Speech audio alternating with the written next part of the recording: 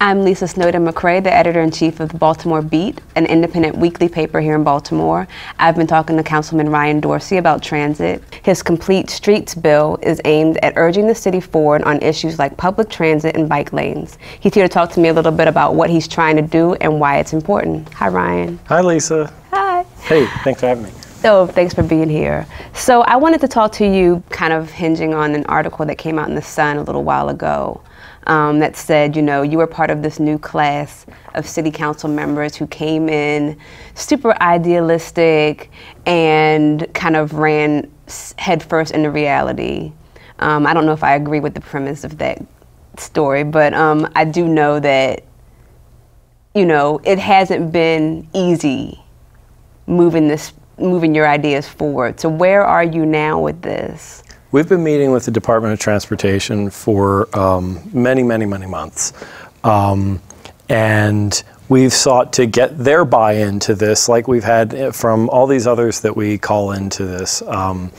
It's been challenging, but we're going to be holding a hearing. I believe we're going to hold a hearing on March 21st in the Land Use and Transportation Committee of the Council, where it was referred to. It's challenging being in the legislative branch of a city where we're so disempowered by relation to the executive branch.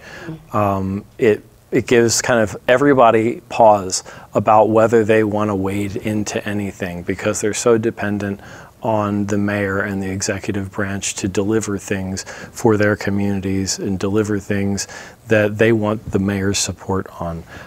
It's not an easy city to be part of a legislature in, and it's also a city where the city council hasn't necessarily been aggressive about acting like the legislative branch of government. And it's even further stifled, I think, at the moment by the article that you referred to where the mayor basically said the city council shouldn't focus itself on citywide policy. It should probably just focus on their districts. You know, and I have a fundamental disagreement with that perspective, that the city council is the legislative branch of government. Our primary and really our sole duty to the city is to put forth citywide policy and act as the legislators of the city. And when we do constituent service, what we're actually acting like is a help desk for the shortcomings of city agencies that are under the purview of the mayor. So I don't really think that that's an acceptable way of viewing the functions of government. What are some of the naysayers, or what have people said that maybe it's not a great idea for the city? You know, we really haven't actually had any kind of pointed opposition. We have this really strong and diverse coalition of support. Even the mayor's transition report that she did at the beginning of her term actually says in it that Baltimore needs an enforceable complete streets ordinance, which is exactly what we've produced. And you know, all across the city, we hear people saying this is exactly the kind of change that Baltimore City needs. The process has just kind of been slow because we've sought to be really inclusive of people's voices.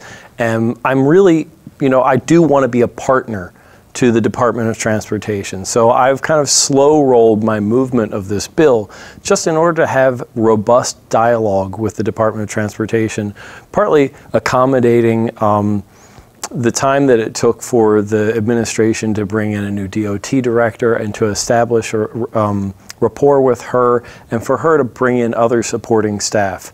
So we've just really spent a lot of time in that kind of conversation.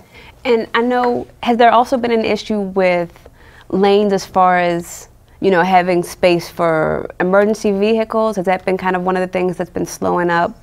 Yeah, so, well, that's not directly related to this, but it does bear some similar considerations. Baltimore has in the fire code this 20-foot clearance requirement. Mm-hmm. There's this supposition that we need 20 feet for a fire truck to be able to deploy outriggers in order to extend ladders, great lengths, and fight fires. Okay. But in reality, 70 or 80% of the city's streets don't meet that requirement, and we don't have a problem getting to fires to fight them. So it's kind of a ludicrous claim, but it's something that the fire city's fire officials have said that we Yeah, don't need between that. the DOT director, the mayor, and the fire department, this has been upheld, but it never ever came about until this one bike lane went into this one neighborhood after a 5-year-long public process, including getting federal and state funding to make it happen, and extensive community meetings around it. But a couple of people didn't like it and caught somebody, with power's ear. And it was a perfect display of a known issue that we see across the country where bicycling infrastructure goes in. They have a word for it, bike-lash. People give this backlash when they see bicycling infrastructure. What are people mad about? Are they just mad because they're losing those parking spaces? People are really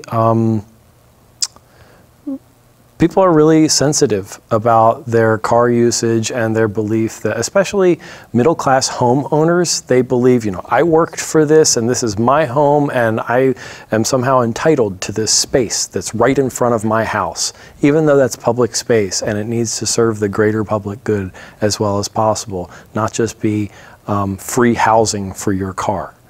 So most of Baltimore has cars. I think according to last census, it's like 70%. Part of car ownership, I think, is almost just like, that's what you're used to, Mm-hmm. How do you fight that? How do you fight kind of like that tendency towards, thinking that's what we do. We have streets because we need cars, and that's just the way it's always going to be. The roads in the city are the largest, most expensive physical asset that the city owns. The DOT director is charged with stewarding that.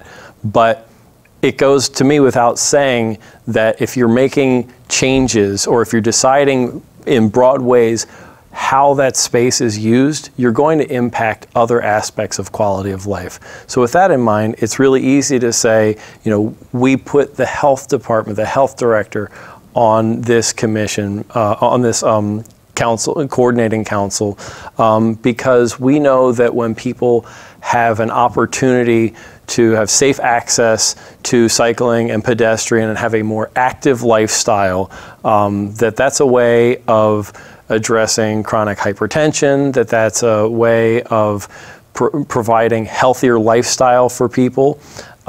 Similarly, we know that Rec and Parks has a stake in the public right-of-way by their work with trees, and the DPW has the stormwater. And when we start to talk about all of these different elements that take place in the public right-of-way, and how we know that there are, like the Urban Land Institute refers to roads like Harford Road, where I represent, and probably others around the city like Edmondson Avenue, where you have 50,000 cars a day traveling past neighborhoods that are historically redlined and lack anything like real job opportunity right there in the neighborhoods. Mm-hmm.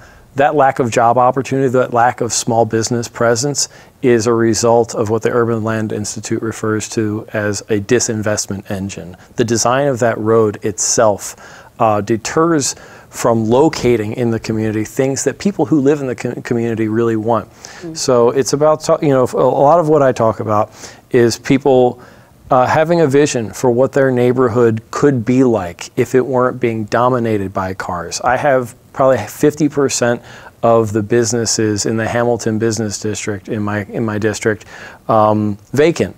And nothing has changed over time. It was a once thriving small business community that people from all over the neighborhood walked to and spent time walking around.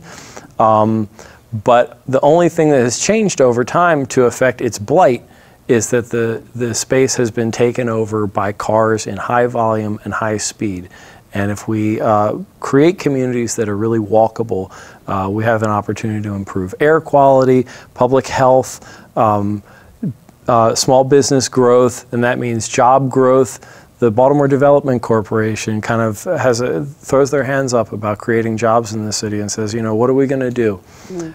The number one barrier to employability in Baltimore City is transportation. We talk about creating jobs at the Amazon Center, far over in beyond East Baltimore, but without saying that 90% of the people who take jobs in such a place depend on public transportation, and 90% of those people are more than 90 minutes each way from getting to that job. This significantly impacts a community's ability to thrive when huge numbers of their people can't even be in the community because they're spending such significant amount of time traveling to and from everywhere they need to go. And to make these changes, to add bike lanes, to make it more walkable, to kind of decentralize cars, is that going to be expensive? No, it's like super cheap stuff to do.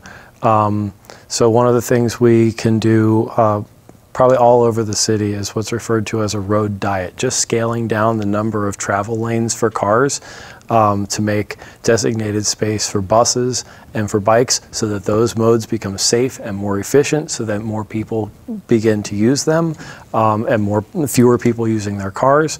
You can do a mile of a road diet for only about $45,000.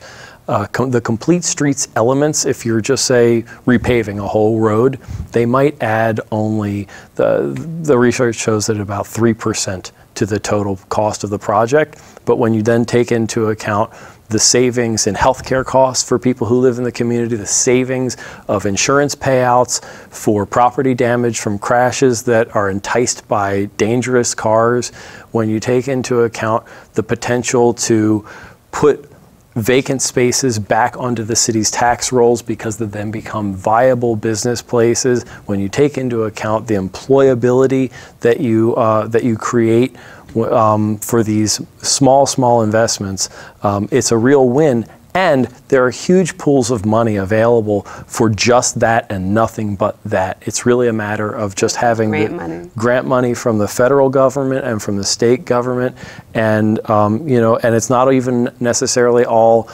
transportation oriented. There's money available to do this stuff through health-based grants, and then there are other ways of coordinating city funding to make this stuff happen. Because DPW has stormwater to address in that way, and an incentive from the federal government to reduce impermeable surface. When they're spending money to improve these things, that can be coordinated and cover some of the cost of these transportation improvements. So there are ways that this stuff can be funded really easily without taking anything away from our taxpayers in Baltimore City, and it's really just a potential boon for return on investment. Thank you so much for talking to me about this today. Thanks, Lisa. Thank you very much for watching the Real News Network.